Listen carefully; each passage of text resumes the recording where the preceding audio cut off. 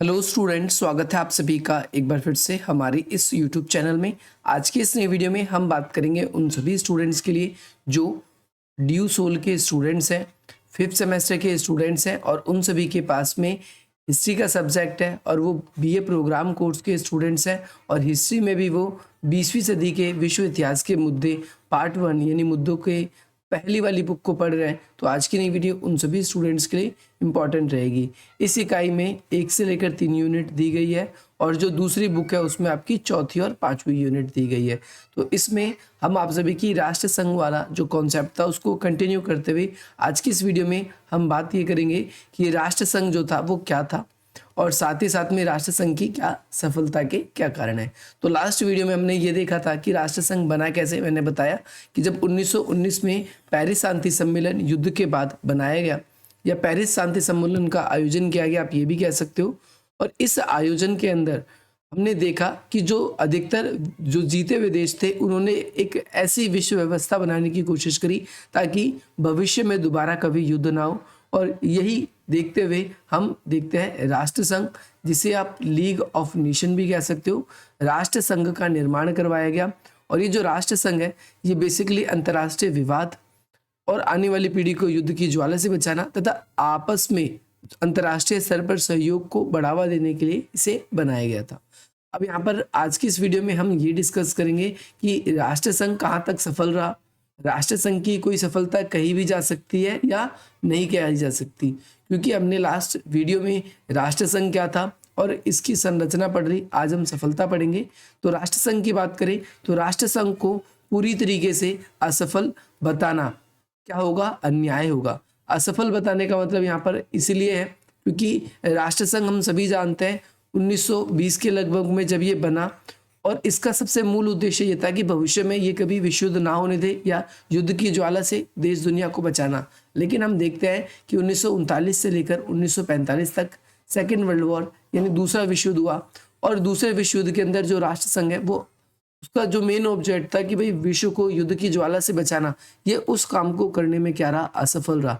इस वजह से बहुत से लोग ये भी कहते हैं कि राष्ट्र संघ क्या रहा, असफल रहा। लेकिन ये बात कहना बहुत ही ज़्यादा अन्यायपूर्ण होगा कि राष्ट्र संघ जो है वो असफल था। हम इसके कई ऐसे आयोग और इसकी समितियां हैं, उन सभी के परिणाम को देखेंगे, उसके हिसाब से हम कह सकते हैं कि राष्ट्र संघ जो है वो असफल नहीं था। जैसे कि एग्जाम्पल है कि राष्ट्र संघ जो है अंतर्राष्ट्रीय सहयोग को विकसित करने में काफ़ी हद तक सफल रहा था। जैसे एक फ्रांस के समाजवादी निदेशक थे जिनका नाम था अल्बर्ट थॉमस। इन्होंने कहा कि एक अंतर्राष्ट्रीय स्तर पर एक संस्था है जिसका नाम है ILO, जिसे हम बोलते हैं इंटरनेशनल लेबर ऑर्गेनाइजेशन, अंतर्राष्ट्रीय श्रम संगठन। और इस अंतर्राष्ट्रीय श्रम संगठन के बारे में ये बताते हुए हमें बताते हैं कि ये सबसे सफल संगठन में से एक रहा जो कि राष्ट्र संघ का ही था। देखो, निकाय का मतलब यहाँ पर क्या है, निकाय का मतलब ऐसी बॉडी, जैसे आज के समय में हम देखते हैं, आज के समय में संयुक्त राष्ट्र संघ है और संयुक्त राष्ट्र संघ की बहुत सारी ऐसी एजेंसियां हैं जो विश्व स्तर पर दुनिया में बदलाव लाने की, चेंजेस लाने की या फिर उनकी स्थिति को सुधारने की कार्य कर रही है। जैसे यूनिसेफ है, यूनेस्को है, WHO है, ILO है, ऐसे ही UNHCR है, UNCHSR है। तो ये ऐसी बहुत सारी संस्थाएं हैं जो अंतर्राष्ट्रीय स्तर पर हम देख रहे हैं कि क्या कर रही है, आज कार्य कर रही है। ठीक उसी प्रकार से जब राष्ट्र संघ बना तो वो पूरी तरीके से कहना असफल गलत होगा, क्योंकि हमने ILO को इसमें बनाया और ILO बनाने का मेन लक्ष्य ये था कि जो मजदूर है उनकी स्थिति को सुधारना है। इसीलिए मजदूर के कौन कौन से कार्य दिवस होंगे, पहले मजदूरों को छुट्टी नहीं मिलती थी, उनके कार्यों का घंटे निर्धारण नहीं थे। तो यहाँ पर हम दे सकते हैं कि उनके कार्य दिवस, उनके सप्ताह को सुनिश्चित करना और साथ ही साथ में उनकी अल्पतम का मतलब होता है कम से कम, जो न्यूनतम मजदूरी है उसको निर्धारण करना, ये भी हम देखते हैं कि ILO ने किया। इसके अलावा बहुत सारे जैसे बीमारी व बेरोजगारी के भत्ते या जो वृद्धा पेंशन है, जो बूढ़े हो जाते हैं उन मजदूरों को पेंशन दी जाती है। इन सभी योजनाओं में दूसरी की सरकारों को यानी विश्व स्तर पर कई देशों की सरकारों को इसमें अमल करते हुए ये देशों की मजदूरी को, देश के जो मजदूर हैं उनकी स्थिति को सुधारने में काफ़ी हद तक इसकी मुख्य भूमिका है।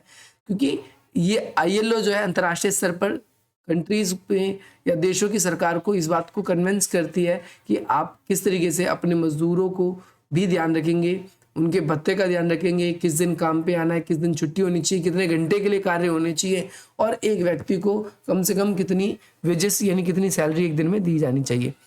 इससे बड़ी मात्रा में सूचनाओं को एकत्रित किया, प्रकाशित किया, और कई सरकारों ने इसके हिसाब से कार्य भी किया। तो हम यहाँ तक कह सकते हैं कि राष्ट्र संघ असफल नहीं था। ये तो फर्स्ट पॉइंट है। इसके अलावा नॉर्वे के एक जो है अन्वेषक जो थे आपके फ्रिडरिक जाक और आपका नॉनसेंस, इन्होंने क्या किया था, अंतर्राष्ट्रीय स्तर पर शरणार्थी संगठन होता है, इसके बारे में भी इन्होंने कहा है कि जैसे ILO काफी हद तक सफल रहा, वैसे अंतर्राष्ट्रीय स्तर पर एक क्या है, शरणार्थी संगठन है। और इस शरणार्थी संगठन ने क्या किया, जैसे ही प्रथम विश्व युद्ध खत्म हुआ, उस युद्ध के समाप्ति के बाद में ही, जैसे बाद में रूस में असहाय छोड़ दिए गए हजारों युद्ध बंदियों की समस्याओं को समाधान किया।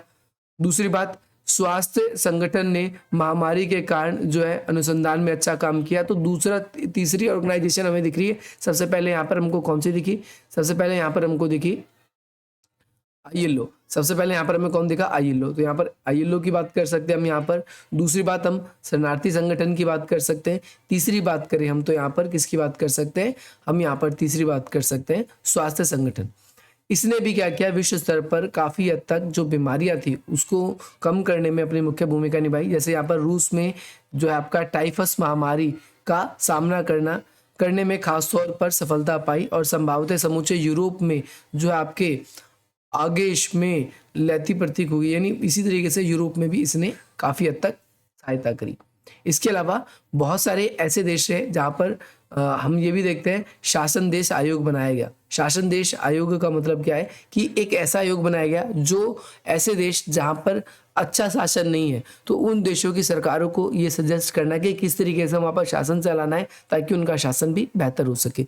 तो ऐसे ही जैसा बताया गया है कि जर्मनी व तुर्की से लिए गए क्षेत्रों को सरकार के दिशा निर्देश में दे दिया गया है। अच्छा, कुछ जैसे आप लोगों को पता है, आप लोगों ने पढ़ा होगा, फर्स्ट वर्ल्ड वॉर जब हुआ उसके बाद जर्मनी पर वर्साई की संधि थोपी गई, उसके तहत उसके सारे उपनिवेश ले लिए गए, और जब ऐसे क्षेत्र जो उससे ले लिए गए तो उसको क्या किया गया, शासन देश आयोग के अधीन।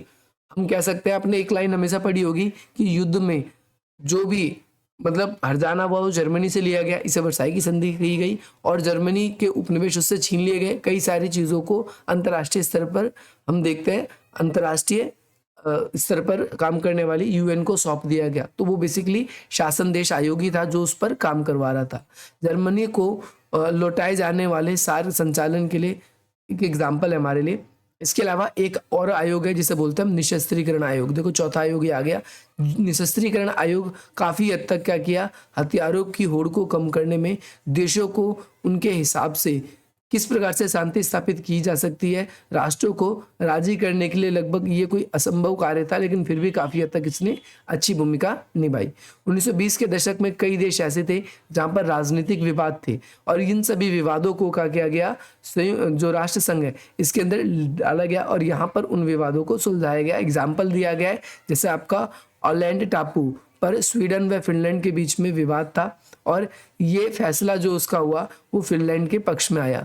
महत्वपूर्ण औद्योगिक क्षेत्र जो है आपका साइलेशिया, जर्मनी व पोलैंड के उनके बीच में भी विवाद होता है, तो वो भी फैसला अंतर्राष्ट्रीय संगठन ने ही किया। तो आप ये भी ध्यान रखेंगे।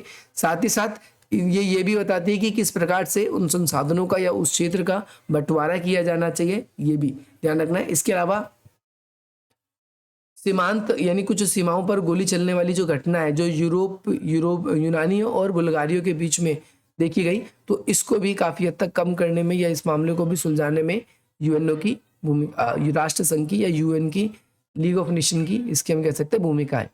इसके अलावा यूनान की सेना जो है वो पीछे हटी और बुल्गारिया को क्षतिग्रस्त की भरपाई दी गई। तुर्की ने इराक से ब्रिटेन से अधीन जो क्षेत्र थे उनसे मुक्ति करने की बात करी। तो यहाँ पर सैनिक रूप से जो संघर्ष चल रहा है, इन सभी संघर्षों को कम करने में, या फिर हम ये कह सकते हैं सैनिक संघर्षों को कम ना भी कर पाई, तो उन सैनिक देशों को काफ़ी हद तक आपस में बनाए रखने में इसकी क्या रही, मुख्य भूमिका रही। तो आपको ये वाला कॉन्सेप्ट भी ज़रूर और ज़रूर याद रखना है। तो इस तरीके से यहाँ पर अंतर्राष्ट्रीय स्तर पर हम ये नहीं कहेंगे, हम सब जानते हैं कि राष्ट्रसंघ जो है असफल रहा था और उसकी असफलता का कारण बार बार ही आपसे एग्जाम में पूछा भी जाता है। लेकिन यहाँ पर इस वीडियो के माध्यम से मैं आपसे ये कहना चाहता हूँ आपसे कि अगर अब आपके एग्जाम में आए कि भाई राष्ट्रसंघ की कुछ सफलता बताइए, तो आप ये सारे के सारे पॉइंट्स जो है लिख सकते हो। वैसे ये क्वेश्चन आएगा तो ये आपका शॉर्ट नोट में आएगा। अगर आप लोगों को ये वीडियो पसंद आई हो तो आप इस वीडियो को लाइक करें, अधिक से अधिक मित्रों तक शेयर करें और हमारे चैनल को सब्सक्राइब करें। इसके अलावा आपकी स्क्रीन पर ये नंबर शो हो रहा है, डिस्क्रिप्शन बॉक्स में कुछ वेरियस लिंक भी, अगर आप हमारे साथ कनेक्ट होना चाहते हो तो आप इस नंबर के थ्रू कनेक्ट हो सकते हैं। इसके अलावा आप और फर्दर अपडेट्स के लिए हमारे चैनल को सब्सक्राइब करें, वीडियो को लाइक करें। बाकी मिलता हूं आप सभी से अपनी अगली वीडियो में।